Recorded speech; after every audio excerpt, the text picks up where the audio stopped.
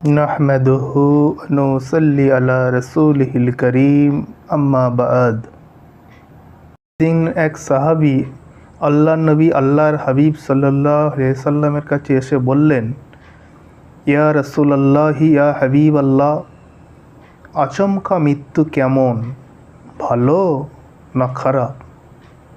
তো আল্লাহর নবী আল্লাহর হাবিব সাহাবীকে বললেন, রাহাতুন লিল মুমিনি ও আখজাতু আসাফিন লিল ফাজির, অর্থাৎ মুমিনের জন্য শান্তি আর পাপীর জন্য ভয়ঙ্কর পাকড়াও। মুমিনের জন্য মৃত্যু এমনিতেই রহমত ও নিয়ামত, কারণ মৃত্যুর সাথে সাথে মুমিন ব্যক্তি আনন্দের সাথে নিজের আসল দেশে যাত্রা করেন এবং যাত্রার সময় ফেরেশতাদের সাথে তার সালাম কালাম ঘটে।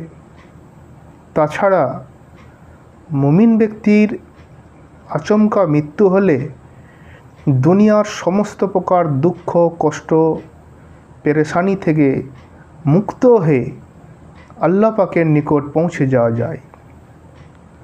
আর অপর দিকে গুনাহগার পাপী মানুষের জন্য হঠাৎ মৃত্যু এক ধাক্কা, কারণ তওবা করার সুযোগ তার জোটে না। জীবনে সে দীর্ঘ আয়ু পেয়েও যেমন ফায়দা তোলেনি, তেমনি মৃত্যুর কয়েক মুহূর্তেও তার সুযোগ জোটেনি।